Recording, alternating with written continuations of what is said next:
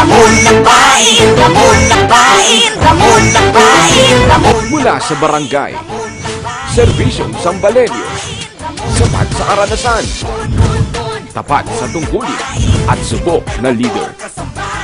Ang ating Vice-Gobernador, Ramon Lakbain.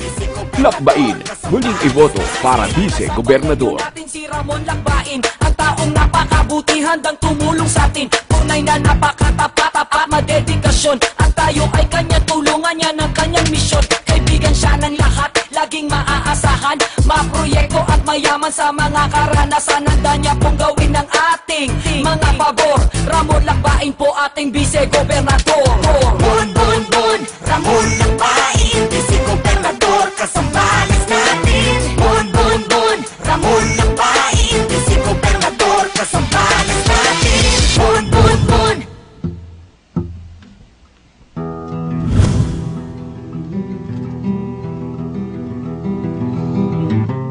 Pinalawak ni Lakbain ang serbisyo publiko sa tulong ni Gobernador Hermogenes E. Abdani Jr. Nag-volunteer siya bilang Provincial Manager ng Public Employment Service Office o PESO at sa unang taon pa lamang matapos itong ma-institutionalize ay naapagsagawa na ng maraming proyekto tulad ng job fairs, recruitment activities at mga educational at livelihood assistance programs. Malaki yung naitulong niya in my career, diba, as a Sambalenya. Siyempre, through his effort, nakapag-explore ako as a graduate ng Business Administration with his personal effort. Dahil sa programa ni Vice Governor Lakbain, ako po ay isang branch manager na ng GM Bank of Luzon in Iba branch. Dahil sa PESO project ni Lakbain, may trabaho kami.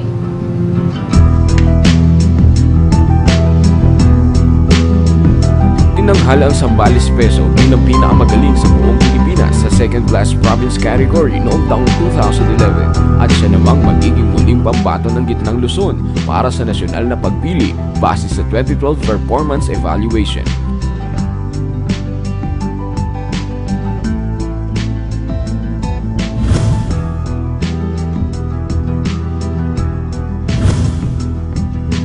Pangarap ko ang makatapos ng pag-aaral. Noong 2012, nakapagtala ang Peso ng 1,920 registered applicants kung saan 1,720 ang naasistihan at 1,205 ang naipasok ng trabaho sa mga kumpanya. Patuloy rin ang Special Program for Employment of Students o SPES na may 713 estudyanteng nagkaroon ng trabaho sa iba't ibang mga ahensya ng gobyerno. Pinalakas rin ang Career Guidance Coaching o CGC para sa mga estudyante na nakapagsagawa ng 58 pagsasanay sa 5,588 na mga kalahok. Malaki ang aking pasasalamat kay Vice Governor Lakbain dahil sa kanyang pinagkaloob na scholarship para sa akin. Matutupad na ang mga pangarap ko. Yun po, ako pinagpapasalamat dahil sa SPES po yun, nakapag-aral po ko, natugunan ko po yung mga pangangailangan ko sa school, yung mga projects ko, yung mga kailangan ko pong bilhin. Malaking tulong po yun para sa amin, bukod sa experience, nakaka-gain po kami ng knowledge. Maraming salamat po kay Vice Governor dahil sa SPES na pong ginawin.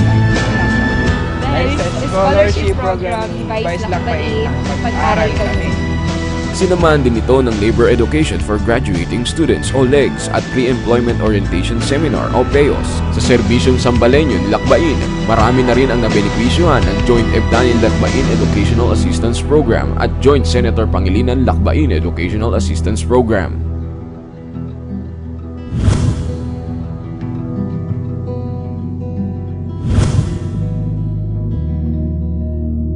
Sa pamamagitan ng serbisyong Sambalenyo ni Lakbain at bilang chairman ng Committee on Agriculture and Food, isinusulong ang mga programang pang-agrikultura.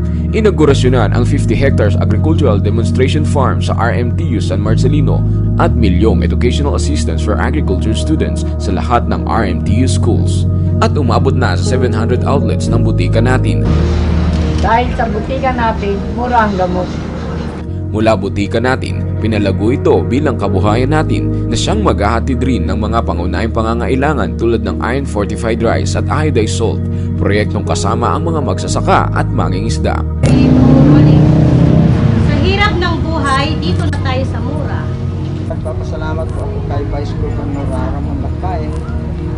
Bilang siya yung aming pangunahing sinusuplayan ng asin para naman po ibinta niya sa mga outlet ng butika natin. Mula nung kanyang hinawakan yung mga ganitong pagkakataon, nabibigyan pansin yung katulad namin magsasakat mangingisda, magkaroon din ng puwang sa mamamayan.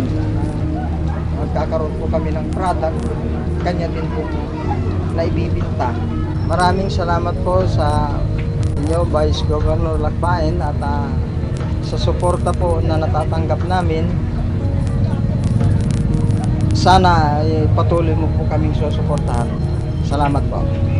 Umabot na sa 818 sako ng iron fortified rice ang naipalabas noong 2012 hanggang kasalukuyan.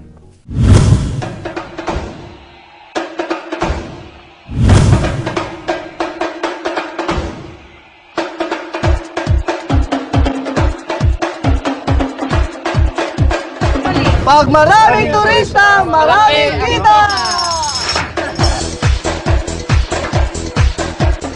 Sa pamamagitan ng serbisyong Sambalenyo, sama-samang pagsulong at pag-arangkada ay tuloy-tuloy na naipapakilala ang Zambales mula sa magagandang tanawin, karagatan at sa pinakamalalaki at pinakamatatamis na mangga at taunang Mango Festival.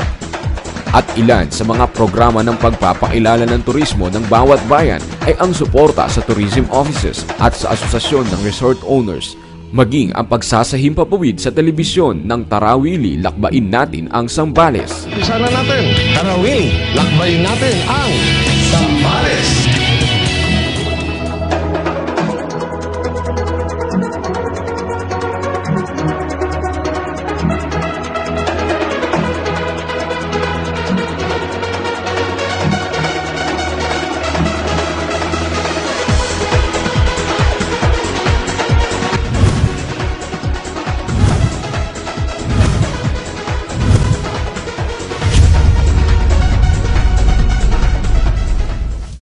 Murang gamot na abot kaya mula sa 700 Butika Natin outlets ang nakatayo sa mga barangay at mga sityo sa lalawigan. Mayroon na rin itong 13 distribution centers sa mga bayan na ngayon mayroon ng 138 Kabuhayan Natin outlets. Ang Kabuhayan Natin at Butika Natin ay katuwang na rin ng Public Employment Service Office o PESO na siyang tumutulong sa pagbibigay ng impormasyon sa ating mga kalalawigan patungkol sa mga oportunidad sa trabaho at iba pa. May mga butika branches na rin ang nagsama ng PhilHealth Mobile Centers and BPI Globe Bank Co-outlets na siyang naghahatid pa ng iba't ibang serbisyo. Kung saan noong 2012 ay may 10,934 individuals na ang natulungan, isinasagawa ang misyon sa mga liblib na lugar ng Zambales, kasama dito ang mga sityos, jails at iba pa. Kabilang sa mga serbisyo ang libreng gamot mula sa Butika Natin, libreng konsultasyong medikal, libreng bunot, libreng gupit, feeding program, libreng tuli, mga palaro, libreng bakuna at iba pa. Ramon Lakbayin,